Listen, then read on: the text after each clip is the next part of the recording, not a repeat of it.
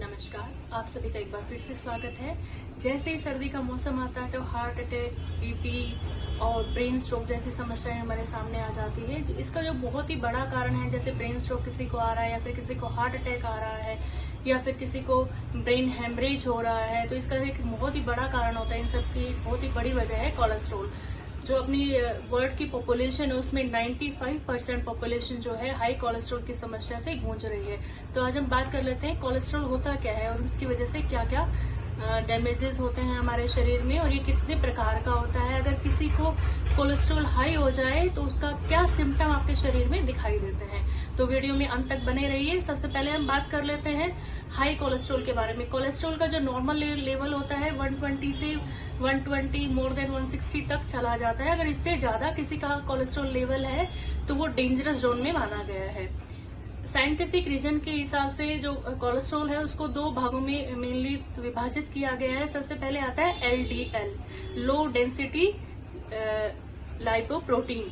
Second आता है HDL, high density lipoprotein. जो LDL होता है वो खराब वाला कोलेस्ट्रॉल होता है जो हमारे शरीर के लिए हानिकारक होता है, और जो HDL होता है वो हमारे शरीर के लिए जरूरी होता है, वो अच्छे वाला कोलेस्ट्रॉल होता है जिसको हम बोल सकते हैं। तो LDL जो होता है वो क्या करता है, जो हमारे शरीर की धमनियां होती हैं, जो हमारे शरीर की रक्त कोशिकाएं होती हैं, उसमें जाकर धीरे धीरे डिपोजिट होने लग जाता है LDL।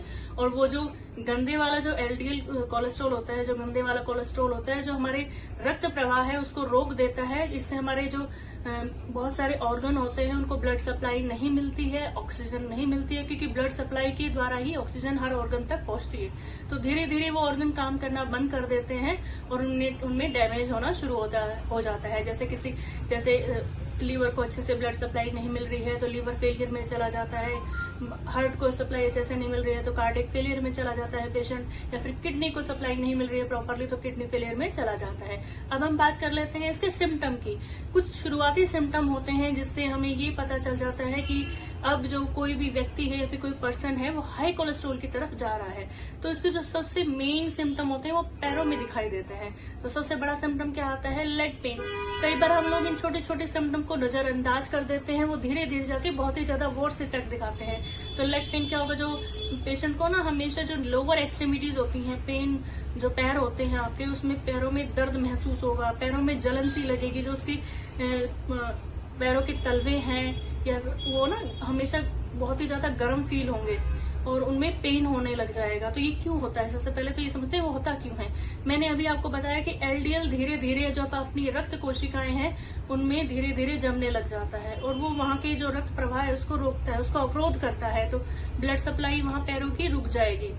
जब ब्लड सप्लाई रुक जाएगी तो वहां पे ऑक्सीजन नहीं मिलेगी और पैरों में हमारे वहां पे दर्द होना शुरू हो जाएगा। तो सबसे बड़ा सिम्टम आ गया लेग पेन। तो उसको कभी भी नजरअंदाज नहीं करना चाहिए, अपने डॉक्टर को मिलना चाहिए अगर किसी को पैरों में बहुत ही ज्यादा दर्द हो रहा है। लेकिन अदर बहुत और भी कई रीजन होते हैं पैरों में, जैसे कैल्शियम की वजह से किसी को पैरों में दर्द होने लग जाता है, तो एक बार आप डॉक्टर से कंसल्ट अवश्य कीजिए। सेकंड आता है आपके लेग्स में क्रैम्प्स आएंगे। अर्ली मॉर्निंग में जैसे हमें पैरों में दर्द हो रहा है तो हम उसको थोड़ा टेक इट ग्रांटेड ले लेते हैं, लेकिन कई बार क्या होता है कि हमारे पैरों में दर्द इतना बढ़ जाता है कि हम उसको पेन किलर खा के सो जाते हैं। ठीक है, तो पैरों में दर्द से तो आपको थोड़ा बहुत आराम मिल जाएगा उस टाइम पे पेन किलर से, लेकिन जब रात में आप सोते हो तो ब्लड सप्लाई रुकने की वजह से आपके लेग्स में क्रैम्प आने शुरू हो जाएगी, जकड़न शुरू हो जाएंगी। तो ये भी एक बहुत बड़ा सिम्टम देखा गया है हाई कोलेस्ट्रॉल लेवल की वजह से। थर्ड आता है कोल्ड एक्सट्रीमिटीज। जब आपके पैरों में ब्लड सप्लाई नहीं मिलेगी तो आपके जो पैरों के तलवे हैं वो बहुत ही ज्यादा ठंडे होंगे। सर्दियों के मौसम में अगर ऐसा दिख रहा है तो इट्स ए कॉमन सिम्टम। अगर सर्दियों में तो ये नॉर्मल है, कोई बात नहीं, ठंड की वजह से आपके जो पैरों के तलवे हैं वो ठंडे हो सकते हैं। लेकिन हर मौसम में आप अगर ऐसा फील करते हैं, आपके पैरों के जो तलवे हैं, आपके पैर जो है वो नीचे से ठंडे हैं, बहुत ही ज्यादा ठंडे हैं, तो ये एक बहुत ही बड़ा सिम्टम है कि आपको कोलेस्ट्रॉल का लेवल डेंजरस जोन पे जा रहा है। थर्ड आता है आपके पैरों का कलर आपका जो है चेंज हो जाएगा। आपका जो नेल है वो ब्रूटिश हो जाते हैं, नेल जैसे भुरने लग जाते हैं आपके, जो आम भाषा में बोला जाए। तो ये भी एक ब्लड सप्लाई अवरोध के कारण होता है। अगर ब्लड सप्लाई नहीं मिलेगी, जो आपके पैरों की स्किन है ना वो डेड होने लग जाएगी धीरे धीरे, और वो बहुत ही मोटी फील होगी। अगर आप उसको छू के देखेंगे तो बहुत ही ठंडी और मोटी फील होने लग जाएगी। जो आपके नेल हैं वो ब्रूटिश हो जाएंगे, मतलब वो भुरने लग जाएंगे, और उनका कलर भी ब्राउनिश हो जाएगा, येलोइश हो जाएगा। तो ये भी हाई कोलेस्ट्रॉल लेवल को दर्शाता है। ये तो हो गई इसके सिम्टम की बात। अब हम बात कर लेते हैं कि हाई कोलेस्ट्रॉल होता क्यों है। हाई कोलेस्ट्रॉल क्या होता है कि जो कोलेस्ट्रॉल बनता कैसे है, अगर हमने जंक फूड खा लिया, हम ऐसे ही खा के सीधे बिस्तर पे चले जाते हैं, तो जो धीरे धीरे वो कार्बन में बनता जाता है, कार्बन धीरे धीरे लिपिड में कन्वर्ट हो जाता है, और लिपिड फैट में कन्वर्ट होके हमारी धमनियों में, जो हमारी ब्लड कोशिकाएं हैं या फिर आपकी जो वेन्स है उसमें डिपॉजिट होने लग जाता है। तो ये हाई कोलेस्ट्रॉल ऐसे निर्मित होता है। अब हम बात कर लेते हैं कि हमें कोलेस्ट्रॉल को कम करने के लिए कौन कौन से घरेलू उपाय कर सकते हैं। तो सबसे पहले आता है गार्लिक। गार्लिक एक ऐसा हर्ब कह लो आप, या फिर आपकी वेजीज कह लो, एक ऐसा छोटी सी चीज है जो आपके घरों में इजीली मिल जाती है।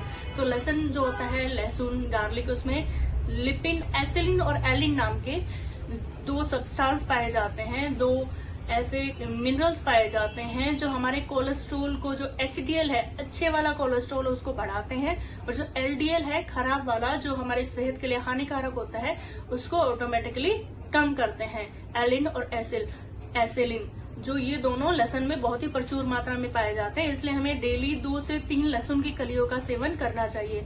और लहसुन का एक बहुत ही बड़ा रोल पाया गया है, अगर किसी को डायबिटीज है, या फिर किसी को अर्थराइटिस है, या फिर किसी को अर्थरोस्क्लेरोसिस की समस्या है, या फिर किसी को रोमेटॉइड अर्थराइटिस है, अर्थराइटिस की समस्या में भी लहसुन बहुत ही अच्छा रोल प्ले करता है। इसलिए लहसुन एक बहुत ही अच्छा हर्ब है, आपकी बहुत सारे डिजीज को क्योर करने में हेल्प करता है। सेकंड आता है लेग्यूम्स। लेग्यूम्स क्या क्या होते हैं, जैसे जितने भी दालें हैं, लैटिन्स जो है आपकी, वो उनको बोला जाता है लेग्यूम्स।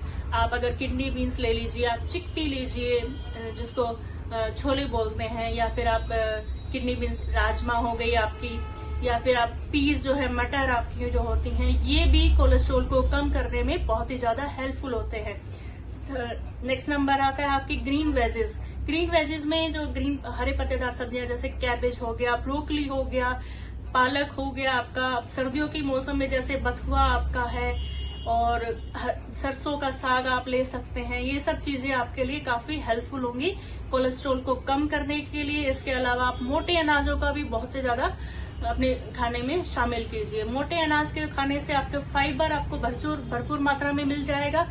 फाइबर मिलेगा तो आपकी इंटेस्टाइन डेली क्लीन होती रहेगी, और आपके अंदर फैट का डिपोजिशन धीरे धीरे कम होने लग जाएगा। आपका जो हर्ब है, दालचीनी हो गया, इलायची हो गया, ये सब ऐसे हर्ब हैं जो कोलेस्ट्रॉल को, बीपी को कंट्रोल करने में काफी हेल्पफुल होते हैं। अगर आपका कोलेस्ट्रॉल लेवल कम हो जाएगा, मेंटेन हो जाएगा, तो आपको जो कार्डियक अरेस्ट है, हार्ट अटैक है, एंजाइना जिसको बोलते हैं, उस सब से छुटकारा मिल जाएगा। नेक्स्ट नंबर आता है टोमेटो। टोमेटो बहुत ही इजीली मिल जाता है, बहुत ही सस्ती सी सब्जी है जो हर जगह इजीली अवेलेबल हो जाती है। जो टोमेटो है, ये हमारी साइंटिफिक रिसर्च में पाया गया है कि ये जो हमारे अच्छे वाला कोलेस्ट्रॉल है, एचडीएल जिसको बोलते हैं, उसको बढ़ाता है, और जो गंदे वाला कोलेस्ट्रॉल है, एलडीएल, लो डेंसिटी लिपिड लाइकोप्रोटीन को कम करता है। तो टोमेटो का भी आप भरपूर मात्रा में सेवन कीजिए। आप टोमेटो का सूप ले सकते हैं, आप टोमेटो का सैलेड के रूप में ले सकते हैं, या फिर सब्जियों में तो टोमेटो 1 से 2 आप ले ही सकते हैं। इससे जो आपका जो है, अगर आप कोई साइंटिफिक रिसर्च में ये भी पाया गया है, अगर कोई आदमी 2 से 4 टोमेटो का सेवन रो फॉर्म में अगर डेली लेता है, तो उसको कार्डियक अरेस्ट की जो संभावना है वो 2 से 3% तक रह जाती है। मतलब आपकी जो 97% कार्डियक अरेस्ट की समस्या है उसको बिल्कुल खत्म कर देता है। आज हमने इस वीडियो के माध्यम से जो आपको जानकारी दी है, आपके लिए उपयोगी रही होगी। अगर आपको हमारी द्वारा दी गई जानकारी अच्छी लगती है, हमारी वीडियो आपको अच्छी लगती है, तो इसे अपने दोस्तों के साथ शेयर कीजिए, लाइक कीजिए। अगर आप चैनल पर नए हैं तो हमारे चैनल को सब्सक्राइब कीजिए। धन्यवाद।